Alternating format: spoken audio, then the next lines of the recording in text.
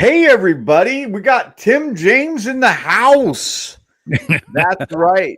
Not only that, we got Scott Brush in the house. And he's going to talk about what he encountered, him and his partner encountered, in the bush.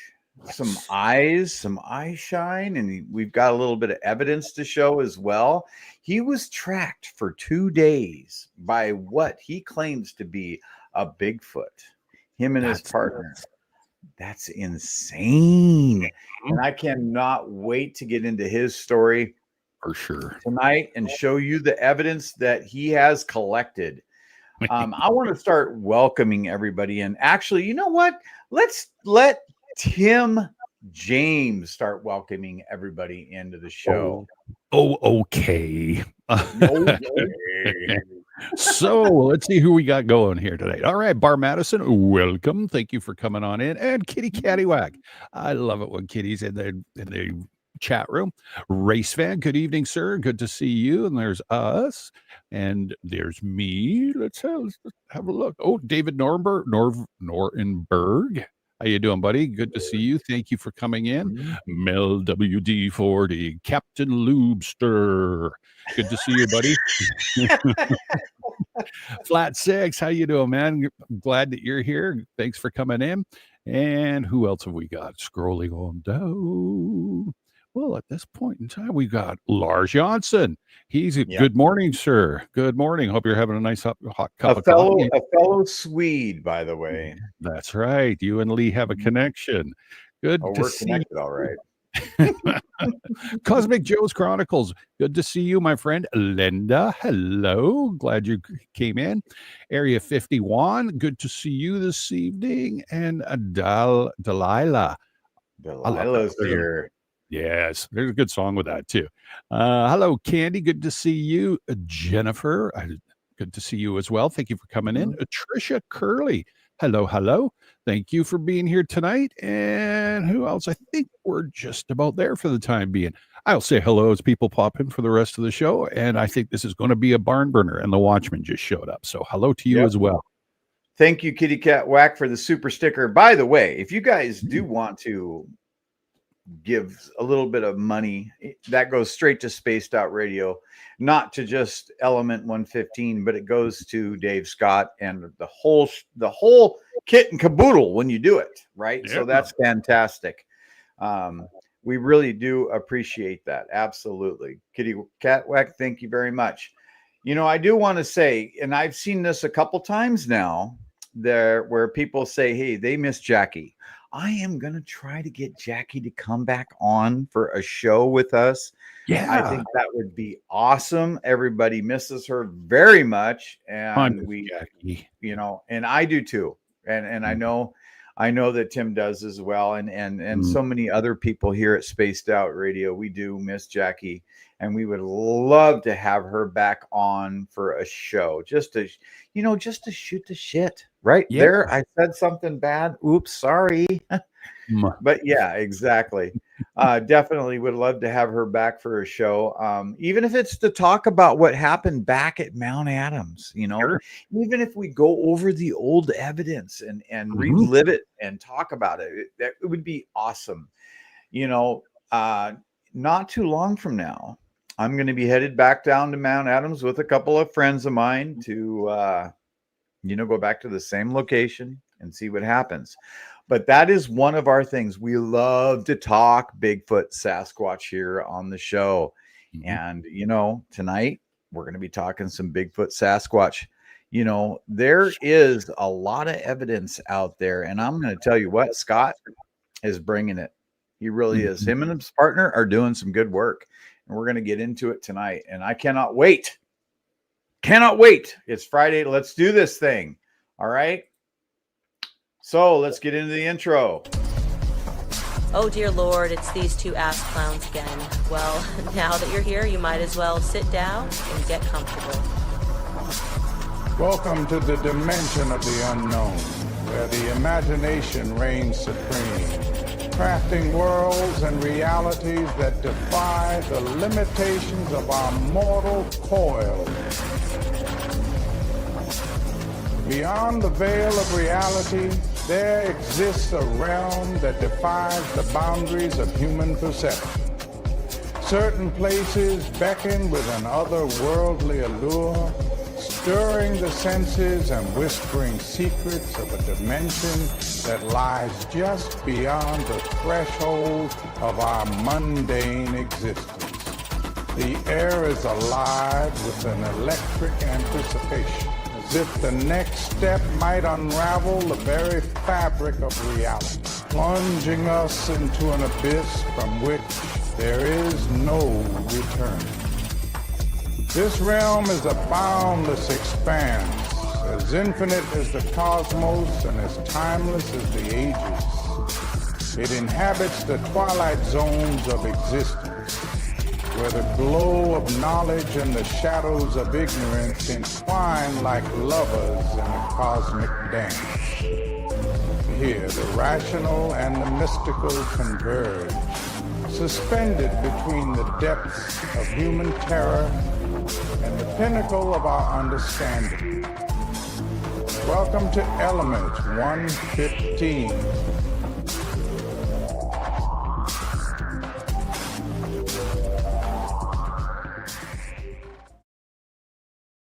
Okay, here we are. We're going to bring Scott in. But just before we do, I would like to tell you, the next 2 Fridays, I am going to be on sabbatical.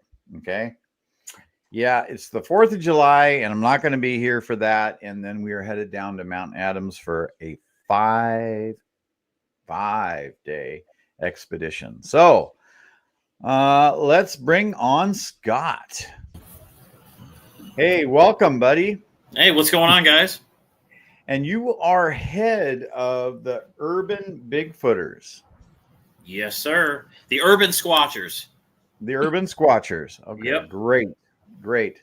So we are just kicking it off right here. Why don't you tell me about, or tell us about, how you got started in all of this? Man, well, my story isn't like most people's. You know, most people's story comes from like a random encounter. They're going for a hike or they're camping and they can't explain it. I was 6 years old in the library, and when all the other kids were looking at the Garfield books and stuff, this is like 1992, I'm seeing the paranormal section with the orange, remember the orange library cover bindings? Because they knew they beat the crap out of the book, so they would always wrap them. It was a Bigfoot book, and it was called On the Track of Bigfoot by Marion T. Place. It was from like 1972. And I rented that thing out every chance I could get, man. And I just knew from there's a big hairy guy in the woods. Now that I'm older, there's thousands of big hairy guys in the woods. And it's just ever since. And then me and my buddy got into this urban Bigfoot because most of my sightings take place at our local research site, which is literally the hiking trails in the back of the local park. And I've seen some of the craziest activity back there. And that photo you have right there, the one that I sent you, that is from that area. Crazy. That's amazing. And I'm wondering how many other, people have been in this location reporting sightings of Bigfoot. Do you have any idea? We had a recent one in May of this year, May 18th. The BFRO credited it, and the location where it's at absolutely could sustain a Bigfoot. And I think there's personally a clan or two out there just where I research alone. I've seen 3 or 4 different sets of tracks all walking the same trail, but the toes being splayed apart, something that never wore shoes. Dermal ridges, all that kind of stuff. And this is in the back of the park, man. I used to be that guy that thought, no, they're up in the middle of the mountains. You know what I mean? But after that experience and seeing all the tree breaks, the trail markers, I'm blown away. And it's like 3 miles down the road. So when I want to go research, let's go, man. It's 3 miles away. It's literally right there. That's awesome. Yeah, go ahead, Tim. No, I'm just saying that's awesome. That's great. So are you in like an urban setting, or is this a suburban setting? I live in Monroe, Michigan. Oh, okay. I'm not familiar with that. Sorry. I mean, oh, no, that's fine. It's about 20 miles from Toledo, Ohio, pretty much right there on the border. And Bigfoot stories go back to 1965 here. We had the Oh, Monroe Monster. And after a while, they claimed they found a suit in the woods, but then the state police came forward and admitted, we didn't really want this to get out, but there's like 20 or 30 sightings. Right. Okay. Now my brain's in gear. Yep. Thank you. So, and now that's being resurrected because we got that recent 2025 sighting. And I mean, I have some good evidence, but it hasn't reached anything at that level to where there's eyes like that on it. You know what I mean? Yeah. Right. Right. I don't want to bring the photo forward just yet. Oh, whatever you want, bud. I want to build some suspense here. You know what I mean? Can we add a drum roll or something, maybe? Before we get into the whammy, how long have you been doing this? Oh, man. Research alone, just about 30 years. Field research really getting out there the last 5 or 6. Okay. All in this one area? No. I started in northern Michigan as well. That's really where it all started. I was born in Fairview, Michigan. I'm sorry. I was born in Port Huron, Michigan. We moved when I was 6 to Fairview, Michigan, which is way up in northern Michigan, man. We're talking like just a few hours before the UP, like way up in the top of the maps. And we had nothing to do. It was very rural, but there was always tree breaks and weird things and sightings. You know, the coffee shop people would talk, things like that. You know what I mean? And I always just got into that. And I didn't know what any of that was till I got older. Like, what the heck's a tree break? Turns out a good chunk of my childhood, I saw those. You know, 7, 8 feet, sometimes higher off the ground, deliberately twisted or pushed over. It's not windfall, you know. It's cool how you have phenomena, but you don't know what it is until you do more research, and then, you know, you get older. Yeah. I'm wondering how you discern that, because it does snow a lot where you are. There's quite a bit of snowfall. So how do you discern that from regular snowfall in the area? Like, you mean up north versus down here? Yes. Oh, man. Down here, it hasn't been bad at all for like the past 7 years, but we get the lake effect. We get to throw your back out when it's time to shovel and stuff. And whereas up north, it's fluffy, but it's like 4 feet of it. So when you're snowed in for like a couple days. Right. So you can't contribute these tree breaks that you are finding with snowfall. Not most of them, no. Most of the time when I find a tree break, it's a relatively green tree in the spring, late summer, early fall season. And a lot of them, I think, though, are just markers. You know, the smaller saplings, like 3-4 inches, they're marking. I've noticed those tend to be by game trails, or they tend to mark where there's waterways. Or in my case, I think they're using the drain systems we have here. So I think they're traveling, you know, subterranean wise, because it's relatively undetected. And there's like 60 miles of that here, all around the farmlands. So it makes sense. Yeah. Cool. Huh. Well, so you're saying that they're using the culverts and that sort of thing? Yes. And they're big enough because they're like 6-7 feet across. Wow. You know, 7-8 feet high. So they're like city drains, basically. If we were to follow these, we could wind up theoretically under the local library. Now, this is very, very interesting because I haven't heard this before. This is something completely new, that there could be using these 7 or 8 foot culverts to travel from one location to another. So are you setting up any like game cams or trail cameras or anything like that? Yes, I have 3 of them, and I don't want to have too much IR out there. I don't want to have too much tech. I want to keep it minimum, and I shift them all the time so they're never in the same spot. I have the one where I think they're using the drains at. I constantly have that monitored from a different angle or different viewpoint. I have it as camouflage as I can. I've taken mirrors out there, you know, to kind of give it that invisibility factor, but have maybe just enough of a peephole for it to record. So there's a lot of key points where I think they're coming in, and I think that drain's one of them because it's right by a local airport. It runs right under the airport. Interesting. Yeah. Do you have anything, Tim? No, I'm totally flabbergasted. I'm currently like, it's so come on out, man. I'll show you. Yeah, no, I'd love to, but I mean, just from the other side of it. I mean, I'm not going to speak for Lee, but in northern British Columbia here, I mean, we're all in the spruce forests and all that sort of stuff. So I guess you could say that there's tons of room for Sasquatch or Bigfoot to roam around. Like there's no restrictions. But that's interesting. I've never heard of anybody talk about them, possibly moving through culverts or stuff like that. But it does make sense, and especially with the location and the supplies and stuff around them, they can get their water. They could technically get food if so desired. But yeah, interesting. I'm like, wow. Okay. Totally different take on it. And that's very cool. Yeah, definitely. Wow is what I have to say about the culverts. I never heard of it. In Florida, there's a lot of culverts, but up where you're at, I haven't heard of that at all. And so that's a whole nother dynamic that I have never, ever considered. Being here in Washington State, like Tim was saying, we just have open forests forever, it seems like, and they're just able to roam free. But where you're at, and I mean, the name of who, what you call yourself, the urban Sasquatchers, and all of that. I mean, that just kind of marries in with what you're saying here, is that they could be possibly being using these urban infrastructure to get around unseen from one spot to another. Now, the area where you caught the footage that you caught, is there like housing or what is around that area? Is it like landlocked with homes, and this is like a park area, or what are we looking at here? Well, in the back of the park, there's about 6 miles of hiking trails. And now the thing is, that is just what, the county has, paved out for us to hike back there. But there's plenty of game trails. You can go off trail. And the thing is, it goes into other people's properties, but there's only like 2 or 3 out there. It's pretty much that back half. The further west you go, the more farmland it gets.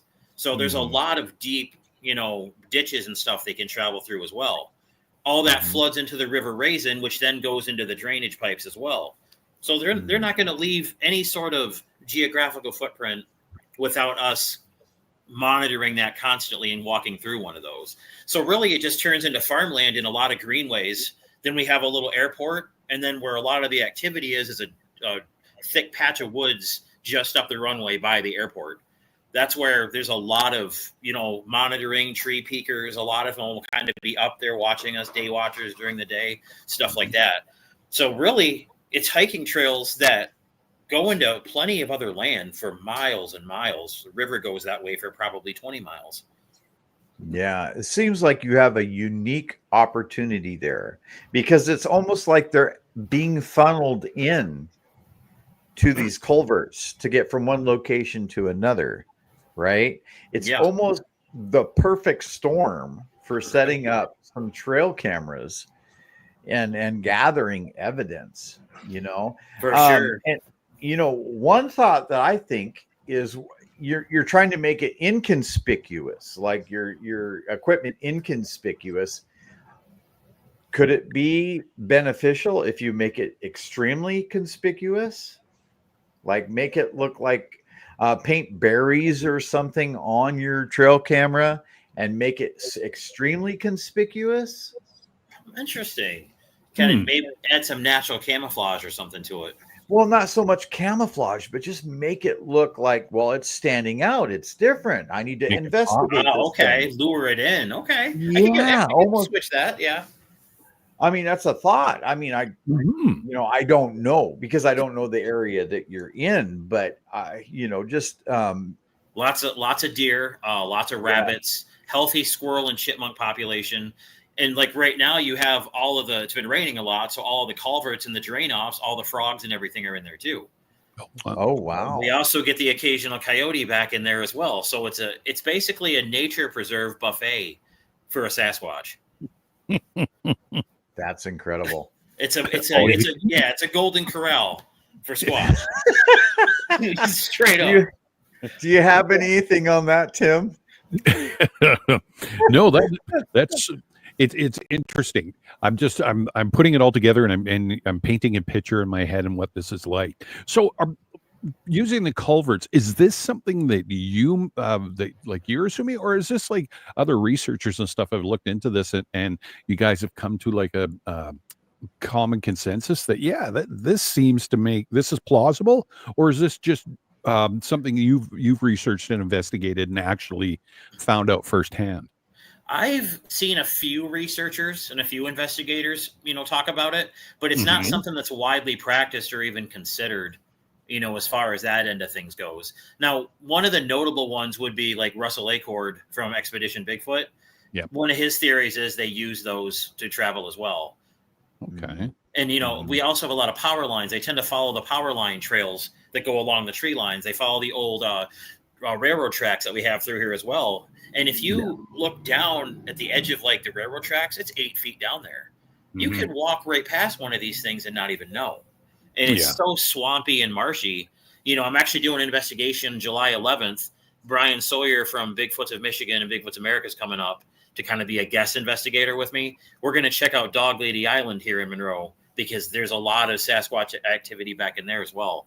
So I'll be going Facebook Live for portions of that. So it's going to be a good time. That's awesome. That's great. The thing is we go out in the wilds, and I think it's important to bring the people that watch you and the people that follow you along on your trips, because a lot of people are stuck at home and are in areas where they don't get to experience this sort of thing. Right. And it's huge. It's complete. We are doing a service. You are doing a service by doing that, bringing people along on those trips. That is huge. And I know that Tim James and Dave do it, and I do it, and there's so many other people out there, and that is awesome. That's awesome. I don't want it to be about the editing. I want it to be that raw. When I see it, that's the exact same time you guys are seeing it, man. I don't want to have to edit this filter for this scene that will mesh this in. No. I mean, I want the real deal. If you drop a couple swear words or the camera angle goes down, it's realistic. The fear factor kicks in, Oh, yeah. Yeah. That just makes it more fun to me. And you can't question the authenticity of a live in the moment video that's taking place in front of your eyes. True. Yeah. And I had the privilege of watching one of your lives, by the way, which was, intense. Well, you were out there in the woods at night.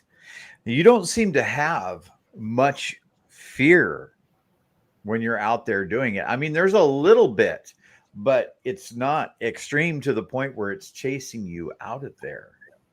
No, we've been chased out of there before, but I believe there's like stages of aggravation for these things.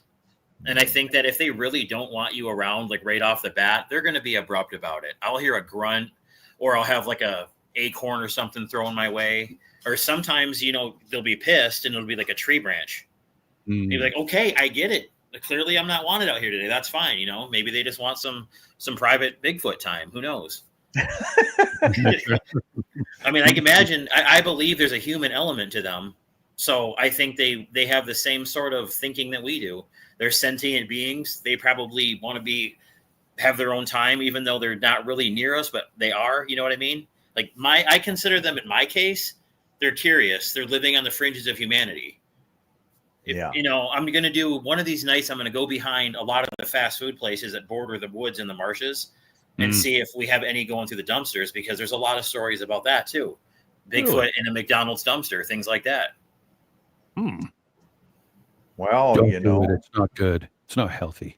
No, maybe that's what the Hamburglar is.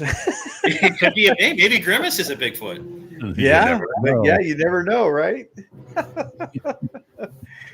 But no, in all seriousness, no, that's huge. I never thought that we would have a Sasquatch being captured on film or on video, rummaging through a dumpster. It would be super cool to get more trail cameras and set them up in places like that to see what you could capture. And even if you could talk to like the owner of the McDonald's, say, hey, listen, do you mind if I put a trail camera up in your back area pointed at your dumpster? I mean, just like the cat that walked behind you just now.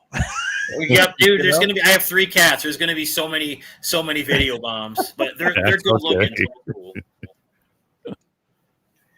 But that's seriously cool. So what are your plans for coming up? What do you want to do coming up that's different, maybe than your typical Bigfoot, hunter? Well, basically, where this recent sighting is, that Dog Lady Island are all connected along the side of La Pleasance Road here in Monroe, which is right near I-75. I-75 has historically had accounts of people seeing, creatures that look like Bigfoot. They'll stop to change a tire. They've had Bigfoot-like creatures charge at them. Wow. It's historically happens along the freeways, but all back in there's nothing but fishing, marshy, deer, wildlife reserve area. But also right there is the old abandoned shopping mall, the strip mall. So behind that is all overgrown. I've walked back there. It's an urban jungle, literally, man. It's so overgrown. And who's to say that some of the plywood isn't broken, isn't just homeless people, maybe Bigfoots in the wintertime? Why wouldn't they take an easy shelter? Why build one when you can break into the mall where nobody hangs out anymore because it's literally shut down? But all that borders the woods. So I'm going to think about putting some cameras back there and maybe even like a one-time gifting sort of deal to lure them in. Yeah. So that's the next plan I want to do to kind of more promote the urban thing. It's urban, but again, it's a lot of farmland. The bloodiest battle of the War of 1812 took place here. Oh, yeah. Really? Yep. The reason why it's called the River Raisin is because when all the soldiers were dying during the war, the water literally turned blood colored like raisin, and that's why they named it that. Oh, Custer's family plot is here.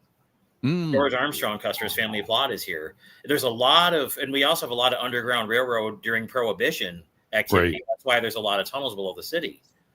So there's a lot of drainage vaults and stuff that might be wrote off as normal things, but they were probably at one point being utilized for other activity.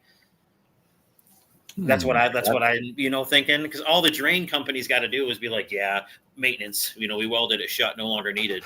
Who knows what's back there? Yeah. But a lot of those connect. Monroe has 62 miles of tunnels underneath it. Holy cow. And a lot of those will lead out to these drainage culverts. Well, it almost sounds like Seattle. Seattle's got the same thing. I've been through them and down through them and the same thing. I mean, for whatever reason, Seattle burned to the ground, and so they decided to rebuild at the second story of everything. Yeah. But yeah, it's the same thing. And I found, well, what I realize is that with places, especially where you're at, with all the energy that's past, Custer and the whole 9 yards and the bloodiest battle, I find it very intriguing that where that energy and where that all happened, that energy keeps going and just builds different scenarios through time. And that kind of gets me wrapped in, like they say, the place that Dave and I are going to, same thing.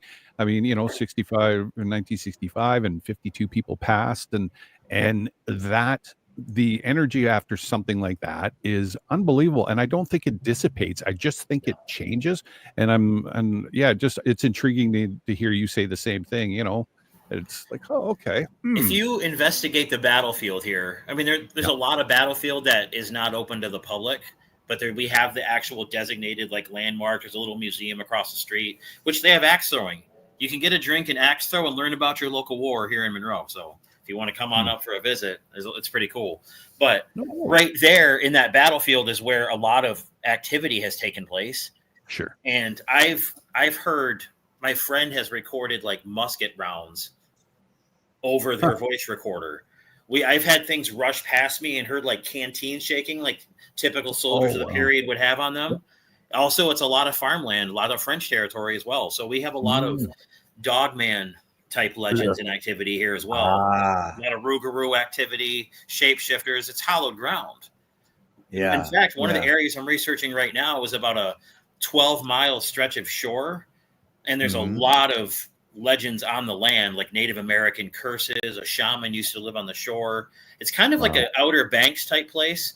Yep. You know, kids are putting up beaches and hanging out there, but there's so many legends. If their initial one, an orphanage burned down, and a lot of the kids' spirits are still there, you can hear them. But there's also, I've had tree breaks out there, perfectly 90-degree tree breaks, all facing the same direction.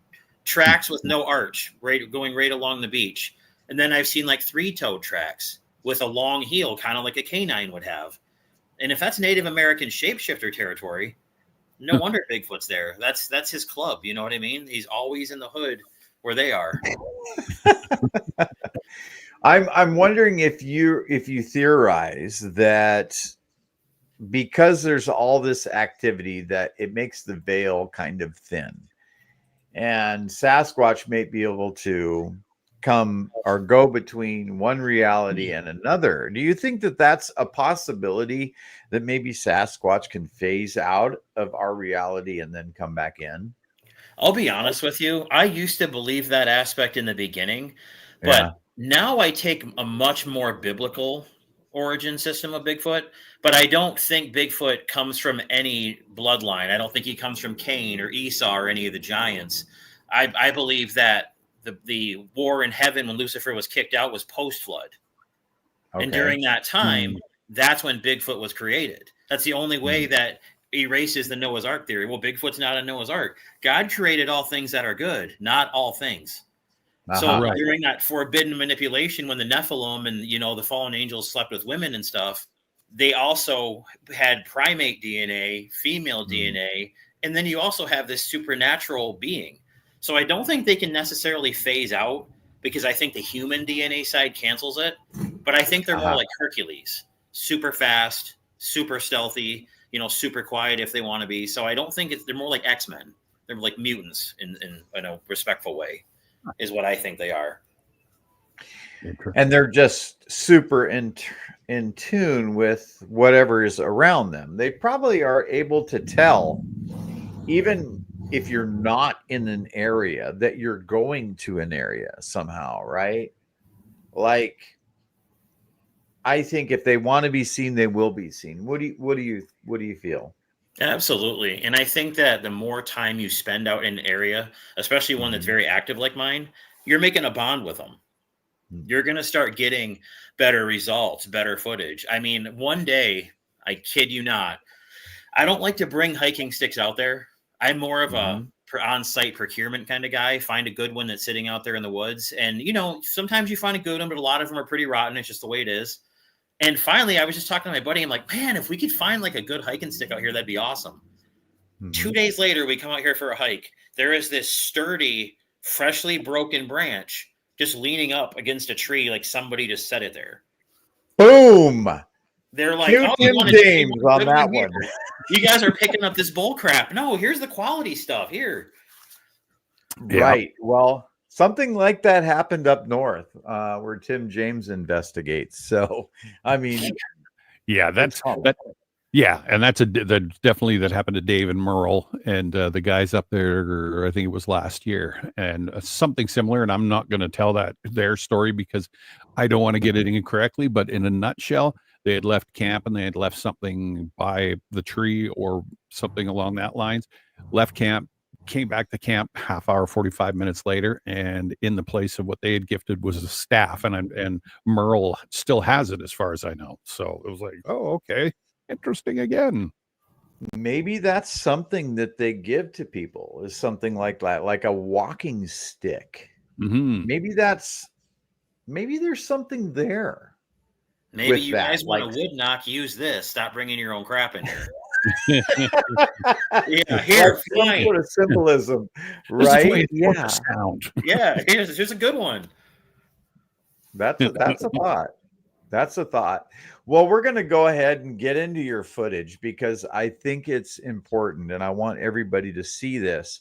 Before we put it on screen, can you kind of give us a background and kind of lay out the story of what was going on during that time? Absolutely, man. But before I go any further, I don't know if I somehow misled it, but I was not stalked by Bigfoot for 2 days. That sounds amazing. I wish I was. That'd be sweet. I'd be like interviewing him and everything else. That'd be fantastic. This was literally just over a week ago. And when you go in there at like 8 at night, 7:30, really right now, just before dark, because it gets dark here at like 9:30 now, a lot of activity starts to ramp up. I think that's when they're going to their positions for the night. I think the younger males are off, probably watching the game trails. Females got the juveniles probably at home. Then you have the alphas, which are doing all of the perimeter patrol. So we're going out there, and this is about 15 minutes in. I'm already hearing wood knocks and stuff in the beginning. The sun's not even fully down yet. So that tells me they're being like, hey, there's humans out here. I'm just letting you guys know that we have somebody. And I think at this point, we've kind of got a relationship established. I've been researching this site extensively for about 3 years. And I've known their mannerisms, their behaviors. I know what time of the year you're going to see more tree structures than others. I know where the time of year you're probably going to find the best prints. End of February, first 2 weeks of March, you're going to find the best prints. That's when it's going to be all muddy back there, and nobody else goes back there during that time because it's so muddy. This guy does. And that's where when you got to go to the places nobody will go to find the stuff nobody will find. I love that, by the way. Okay, so we're going to bring this photo up on board here, and I just want you to explain what we're looking at here. Absolutely. Man, I'm seeing that zoomed on full screens like, holy crap. During that time, this is about a half hour into the hike. There's a lot of eye shine because it's just after dark. There's deer there, there's raccoons, and then there's these. And this is literally peeking around a tree, and that horizontal branch is at about the 3.5 foot level from the ground. Okay. So this thing clearly has a massive head, and I would say the eyes based off that are probably 5-6 inches apart. And you can see the canine snout and all that stuff. So this is crouched. And I saw the eyes, and I'm like, all right, dude, do you see the eyes in the video? And he's like, I got eyes on it. So he's got his own angles too. And this thing runs out in front of me. And the only thing that my headlamp and phone's picking up on is the eyes. That's how black this thing is. And it started to kind of come back at us. And that's when in the video, when I step forward and grunt a little bit, and then you hear it stomp off 2 feet, just walking away casually. Like, I don't care that you guys are there. In the video, when you hear me say that thing's walking away, bleep, bleep on 2 legs, like you literally hear that. And that's not us. You can hear the ones close to the speaker. And then you hear the far one, and it's like, dude, that thing is literally walking away like in a mood. Like, well, I wasn't expecting that. You know what I mean? So when you look at this, to me, that looks primate doggish. A type 3 Bigfoot. I would call that a gugway. Yeah, I mean, you can almost see like the heavy brow above the eyes, and then the more pronounced, I don't want to say muzzle because that's not correct. But like the nose and the mouth seem to protrude a little bit farther away from the face than our own. Yeah, and you can see a brow ridge. The eye sockets look pretty deep on that. Yeah. And if you look just over the top of the horizontal branch where it's kind of semi-see-through, you can see nostril holes. Yeah.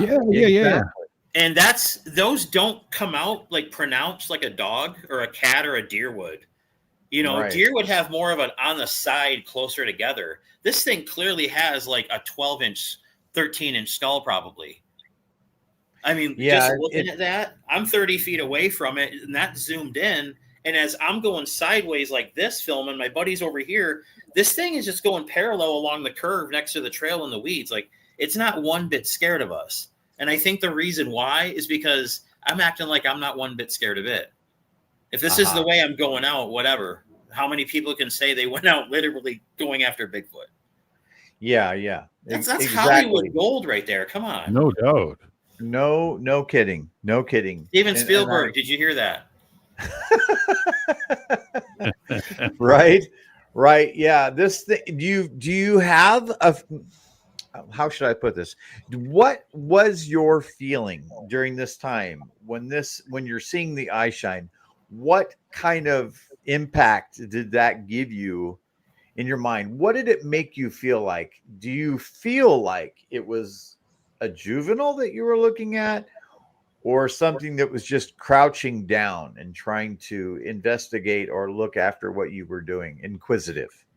I think that it's a curious juvenile. I personally think the alphas have already checked us out enough to where like, hey, they're cool. You know, they're not here to do any harm. But these guys, the young ones, are the curious ones.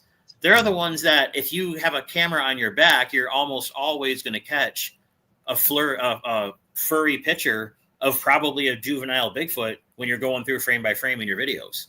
So I'm a firm believer that when you're walking ahead, they're peeking, we're getting tracked from behind. So if we have a camera, it's only inevitable that at some point you're going to catch it, especially if it's a non-IR, if you don't even want to like consider that as a risk. We can buy like GoPro cameras for like $40 for a 2-pack. Yeah. I mean, there's good alternatives on Amazon. That's where I get my trail cams, and they literally work just fine, you know? So this thing here, it looks kind of like a lot of people wanted to say that's just a deer. And I said, what are you drinking? Yeah, I don't see Yeah, a I deer try. here What is at it? all. Shape-shifting ale? Come on, man. No, there's too much detail. What do you think, Tim? Yeah, no, I'm looking at it and I can see what you're describing for sure. So I'm like, okay, that is most certainly not a deer and definitely not a bear, right? I mean, I've spent enough time in the woods and hunting that, yeah, seeing that at night. And bears in Southeast Michigan is virtually unheard of too. Right, exactly, right. But no, that's that to me. I'm not skeptical about it. I think that you've caught something or captured something there for sure. All that is the brightness turned up, literally. Yeah. Yeah. You know, that's it. I don't like to throw in a whole bunch of contrast. You know, people are going to be skeptics. It is what it is. All I have to say is come out there one night and join me. You know, you're not out there. So nobody's there to see what we see or what we experience. And to me, that a lot of people said it could be a dog man. But when I'm looking at the lighter contrast above the eyes, you have the lighter gray brow ridge, and then it goes into darker spiky hair. So to me, that's probably more like a patty type Bigfoot then. That'd be more like your typical ape looking one. Right. We have those out here. That was a description of the one that just happened. But at the same site I caught this, we also have the more human-like looking ones too. So those two clans are okay to hang out together, evidently. Gotcha. Well, you know, this is looking at it here on my screen. I see the nostril. I see the brow, some sort of a brow ridge going on there. You know, I see the pronounced. It almost reminds me of like an orangutan or something like that. Very. It's got a long, pronounced. If you go like eye socket down to chin, I just saw that for the first time. It's like, you know, and I'm going to ask this question. Do you think that the eyes shining like they are is because of the light, or do you think they're like self-luminous? A lot of people say they're self-luminous, but I don't know. Well, most animals have some sort of like bioluminescent night vision to a degree. But if you shine a deer, you're going to get an essentially just more of like a white eye shine, and you're going to get kind of the whole eyeball imprint. You're not going to get two solid green glowing orbs coming back at you. All I had was a typical LED headlamp. You know, the ones that have like 7 different settings. Then it has like the flashing red one. Yeah, and that's the only light I had on that, and my phone. So I'm using the headlamp light to get a good camera with the phone because live mode doesn't work on iPhone during video for whatever reason, only during photo. So I'm like, all right, we got to get this, man. We got to get this. So I'm terrified, but also so excited because this is what any researcher that is worth their weight in salt or claims to be what they want to be should strive to have. Yeah. Well, it's the quintessential, the best, you know, possible outcome right here is what I'm looking at. And I'm not trying to toot my own horn. I'm just saying this is what happens when you put in the legwork, you know, and you guys have had plenty of your own unexplainable experiences. You know, the rabbit hole going from believer to knower is a completely different beast. Yeah. Yes. That is the truth too. You know, I know that Tim has had his experiences up around Flight 21, and I've had my experiences at Mount Adams, and then you have this incredible freaking photo. Not only that, you've got video of this very thing. This is just a still from the video that you have. I which said is the minute and incredible. 10-second one I sent you was just the eye shine portion. I actually have an entire 24-minute video, and there's actually a little bit of activity in that, but that's more audible stuff. But that's why it's fun for the viewers to listen to, because you guys might see and catch what we don't. Right. And I think it's very important at this time because we've got 118 people listening right now live at this moment on YouTube, not to mention all the other locations, but please tell people where they can actually watch that video.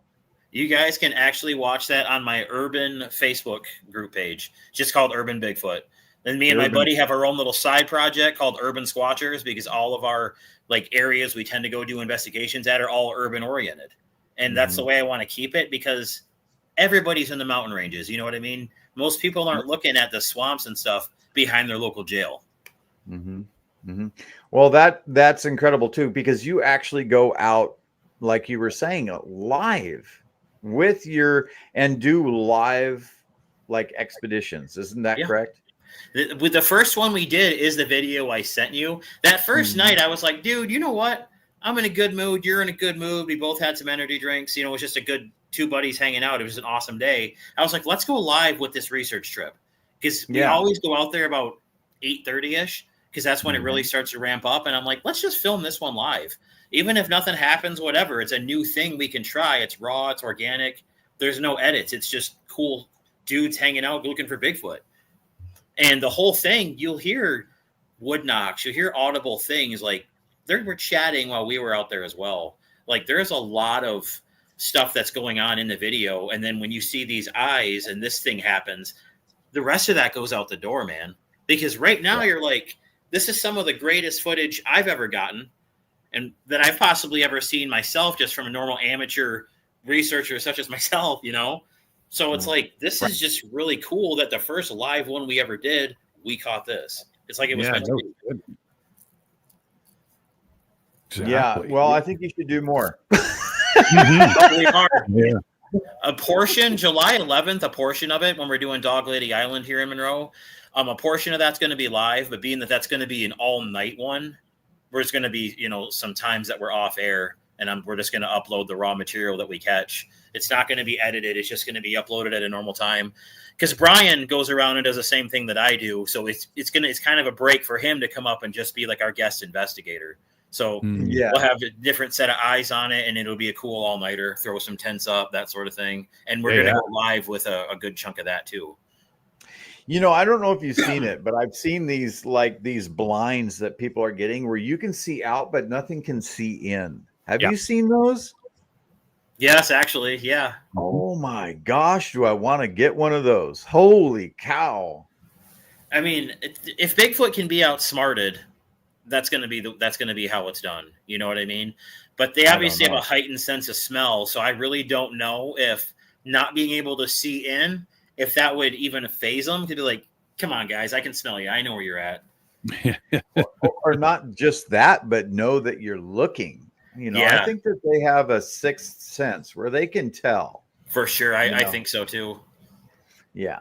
I don't know that we'd be able to outsmart them. They seem to know where our trail cameras are and how to manipulate those so that they can get whatever food we have, you know, where the trail cameras are. Have you tried gifting like that for food, with food? A couple times I have, but then I got a little bit deeper into it, and I'm like, this is one of those things that if I go a long period of time without leaving something for them, they're going to get mad. You know, and I do not want to be known as the Bigfoot researcher that got ripped apart because he didn't leave the peanut butter on Tuesday. You know what I'm saying? I don't want to be that. Oh, yeah. So, but literally, I put it in a space that was probably like 8-9 feet off the ground. It was a peanut butter jar, and it was just like a Jif one. I took the wrapper off, made sure the lid was on tight, so only something with opposable thumbs is going to get this off. Right. And I come back the next day, and the lid's on the ground next to the tree, like nearby, and the whole jar is gone. Now, theoretically, it could have been a raccoon, but that high off the ground, they're looking more for a ground level meal. You know, they're more about convenience. Oh yeah, path of least resistance. Had to, for sure. Exactly. Well, it's funny because we've got a gifting site up at our spot that we go to, and I think it was Daryl Denton that had told Dave. He says what he did is he like not so much food. We can't do food up here just simply because we're in grizzly territory. Yeah. And we don't want to be bringing all that in. So we bring them little trinkets and stuff. And we've had we dropped. Yeah, it was Daryl Denton that had told Dave, get those little emergency or those little Dayglow orange whistles and put them out, because Daryl said with his experience is now when he goes back to his sites, they're blowing them in the forest, right? Dude, Daryl's amazing. Just shout out to Daryl. He's such a good dude, and he's got so much info. For sure. Like, so he's one of the best. Yes, he is, and we've done that. So we're waiting to work on that and see what's going on. But we've had issues where they're exchanging coins with us now. We're finding, I mean, we found what was it? We found a dime, I think, or a nickel, and we replaced it with a quarter, and then the quarter was gone. So we replaced that with a dollar coin that we have in Canada, and they're called loonies. And then we came back and we couldn't find it. Right there, it was gone. It was like, okay, well, maybe a kid took it or whatever. The next time Dave and I go up, right dead center in the middle of the path, it was left. And then our next time, which I'm just setting the video up for now, our next video, we find something else that we thought we lost in the gifting spot. So it's like, okay, yeah, we're getting some hits up there, and we managed to get a picture similar to this that we tried to debunk, obviously, because hey, look at it's a picture of a Bigfoot or a Sasquatch face up in the trees, right? Yeah. And so Dave and I went back again, and we tried to everything we could, light, the angles, different cameras, moving, not moving, leaning, you name it. We could not replicate that whatsoever. And we went to this exact same tree. So it was like, And I think that's important too, right? I mean, with this, I can see the outline and stuff like that. But so when it gets down to that, when you've got evidence and stuff, do you guys really you take it upon yourself to try to debunk it yourself? And absolutely. Yeah. Because I know lots of guys that'll go, hey, look at this. I found it's a toothpick or, a piece of gum. Yeah, it's Bigfoot spit. It's like, come on, I mean, in this video, I was actively debunking as we were filming this. Like, dude, no way that's a deer. I mean, could that be a deer? Nope. Sure, but that's a big freaking deer. I mean, if that were a deer, and then when you have it, that zoomed in view like that, and you have this ape-like face, I mean, those eyes are way farther apart than a typical human's eyes. Right. Oh, yeah. I think they'd up a little higher than a dog's eyes would be. A lot of people wanted to say it could have been a bobcat or a cougar or something. But I'm like, what, like a saber-toothed tiger maybe? But yeah, I don't think that that is a feline of any sort. No, I don't see it. People are saying in the beginning of the video, when I first see the eyes, it's a deer. And then later on, shortly after, it's this. So cooler, if that's the case, then I got a Wendigo or a skinwalker or something. Either way, I got some cool footage. Yeah. But that's a Bigfoot if I ever saw one. Yeah, no, for sure. In my experience, it's most certainly not a deer. I'm not saying that I'm 100% correct. No. I'm just saying I've been doing this been hunting, for over 30 years. And nope, not like any deer in the night that I've ever seen. Yeah. And it made no noise other than to break through the brush. I mean, in the video, you'll see it, and then when it ducks and I lose the sight, I duck too. Like, we got to track this thing, dude. We don't know what this is. So at that time, we're like, what could it be? That's a giant coyote, if that's a coyote. We don't have a wolf population down here. No zoos have had any breakouts recently, as far as I can tell. Like, I'm former military, so I'm going down the list, like boom, boom, boom, boom. Of course. I'm going down that list, and I'm like, dude, this has to be a Bigfoot. This has to be a Bigfoot. Like, we went over it, and like, before I drop the bomb that it's a Bigfoot, I'm leaving it up for the people, because that's what a good researcher does. Sure. I share my opinion. I don't try to shove it down your throat. I think that's what the problem with a lot of the rift in the community is. Dude, I want to hear what you think it is, because, like when Lee said, look at the brow ridge, when I'm looking back at it, there's like different colored hair contrast. Right, exactly. You didn't notice that before. You have like a grayer, hairy face, and then the top of the head is more dark. Yeah, exactly. Solid green eye shine, indicative of Sasquatch. A lot of people see red, but it's usually green or amber, I think, isn't it? or green. Yeah, or I red. hear a lot of amber. I do. Yeah.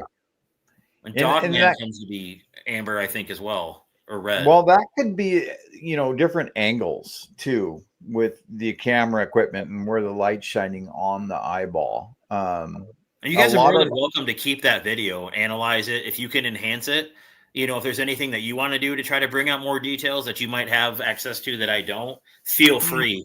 That would be awesome, because I think this one's worth really people taking some time to look at. Yeah, it is, and you've got to be super careful, as you know, and I'm sure Lee knows, and a lot of people out there. You can get really, really, really carried away with whatever tools you're using for photos. Like, I mean, I've seen some stuff come out of Photoshop, and myself, I've brought stuff out of Photoshop that you go, this looks absolutely nothing like it really did. And I know that I was messing around with ours and using some HD filters and changing it up, and I think that kind of actually takes away from the mystique of it. I mean, you can see it, and I mean, I can see what you're showing us right now. And I think that when people try to overproduce it, everybody else looking can see that it's overproduced. And immediately, what's the first thing you think of? That's fake. Yep. Yeah, it's going to throw shade. Yeah. Yeah. Exactly. Again, that is me literally the light from my headlamp and whatever ambient light I was able to get with the camera, and it's zoomed in. So it's like, what I really think that needs would be like a D grain, to bring it something more sharper into focus. Because I actually ran the picture through Chat GPT and said, can you remove the green from the eyes just to give me the sockets? They're so sunk in, like theoretically, if it's accurate with the rendering, exactly where it would just be black holes. So it's like, I wonder if maybe Sasquatch chooses to let us see the reflection, because that's just part of their gift. Maybe they just got built in night vision because of that angelic DNA. Yeah, true. Very intriguing. I like it. I mean, cats see 8 times better than humans do at night. Tigers do, and lions do. So it's like, why would a primate with the knowledge and conscious thinking that a human would have not also have those kind of abilities and know how to use them way better than we could possibly even dream of in a million years? Yeah. Well, what you have, sir, is an incredible piece of footage. And I cannot wait to follow you when you go back out there on the 11th, which consequently is going to be when I'm going back out to Adam. So that's awesome. Maybe we'll trigger behavior in opposite locations. Right, exactly. Maybe something's to come. You never know. For sure. I'm all for collabs. Collabs go a long way with the right people. Yeah, they do. You're right. That's something right there. With a certain people with a certain attitude and a certain not so much determination, but the certain way about them, I think they attract the attention, right? So we're definitely on the hunt, and what a great piece of footage. And once more, where can people find the actual video of this? You can go to my Facebook page, Urban Bigfoot, and it should be right there in the newsfeed. And you can also, if you want like your own copy of it or whatever, you can just message me and I can send it that way too. Only problem with that way is the whole 24-minute one. I'm probably going to have to send that to you via, I don't know if Messenger is going to let me or not. Yep. Because, as far as it being like they have like the length limits and all that kind of stuff. Yep. Well, sir, we are coming to the end of our show, and Scott, man, it has been awesome. I would like to just give it up to Scott Brush for capturing this evidence. Holy cow. Thank you, gentlemen. I appreciate the opportunity to come on. Yeah. No, great having you. That was a quick hour. Yeah, it went super quick. If you ever need a fill-in, give me a call. Oh, heck yeah. If you've got more evidence to show or like to talk about some more experiences, we would love to have you back. I probably have 2 more shows worth for you. Darn. Okay. Darn. We'll have to do it sometime after the 11th anyway.